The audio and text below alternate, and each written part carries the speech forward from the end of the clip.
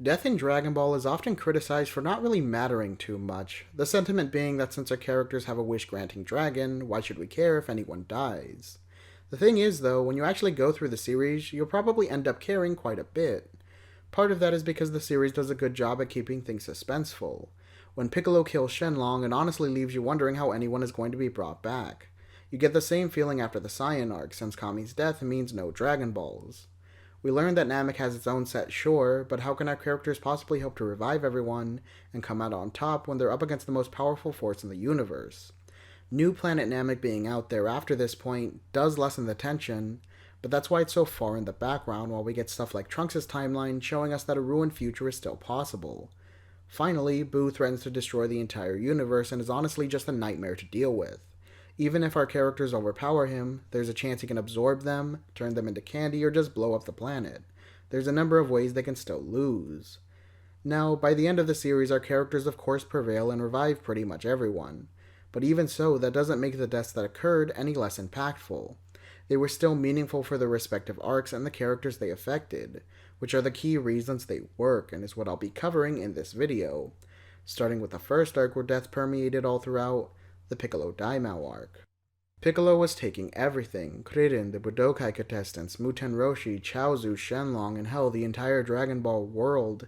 Everything we had come to know and associate with the series up to that point was slowly being stripped from us by this monster, and we knew he was just going to take more. It's terrifying, but at the same time it's anger-inducing. All of this death and destruction he causes builds to create this growing resentment against him. We're right there with Goku and wanting to take him down for everything he's done, which is what makes that final blow so emotionally satisfying.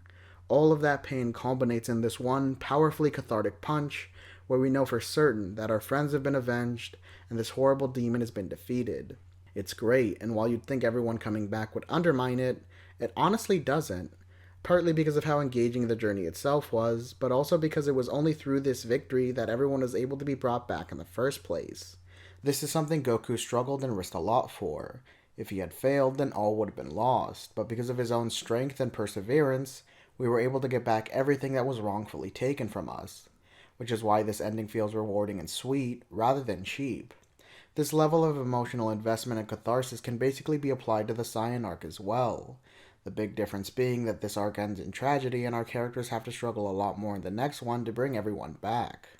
Speaking of, Namek does something similar.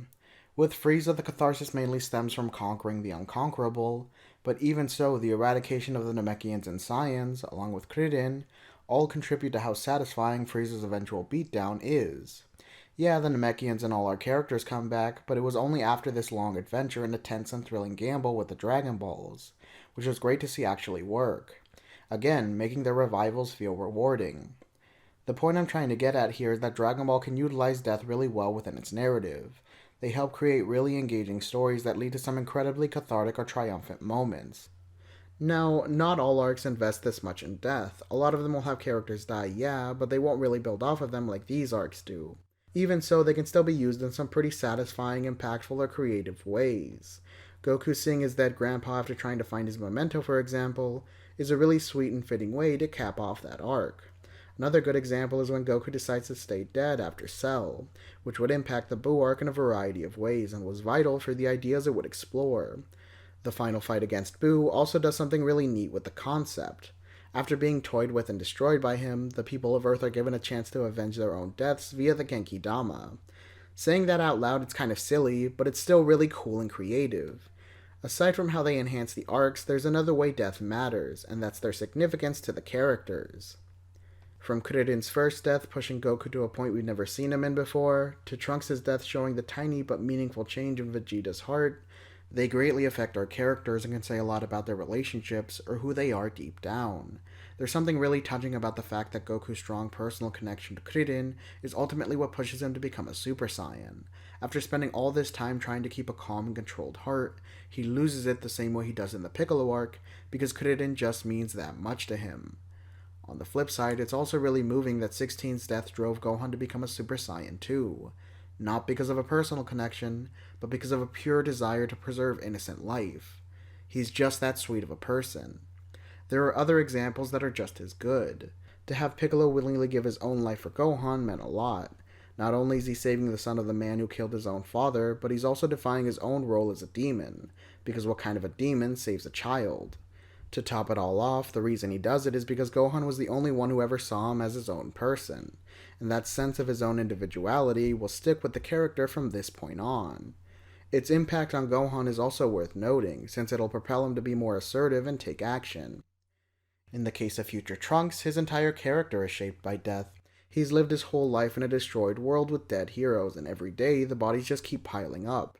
It's tragic, but that's what makes the ending of his story so satisfying. After journeying in the past, he becomes the hero he was searching for and takes charge of his own future, finally giving it the opportunity to prosper and know peace. Then there's Vegeta, who has some of the best deaths in the series.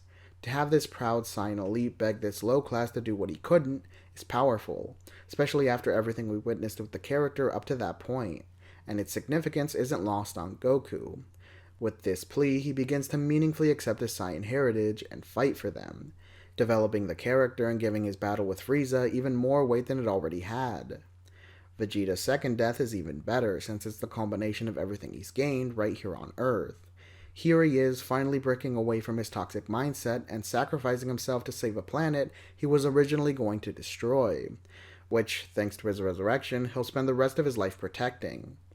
This is what I'm talking about. These deaths shape our characters' stories in meaningful ways and work off of their bonds, core characteristics, or development to make some incredibly powerful character-defining moments.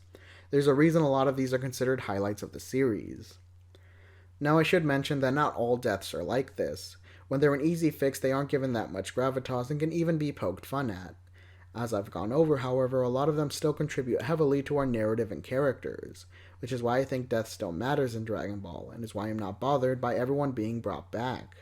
While it's true that death being the end can carry a lot of weight in the story, there's a variety of ways it can still work. In Dragon Ball's case, it's because they make the journey as engaging as it is, express a lot about our characters, develop them, and give us iconic moments that really resonate, which are all still worthwhile and meaningful. As always, I hope you enjoyed the video, and thanks for watching.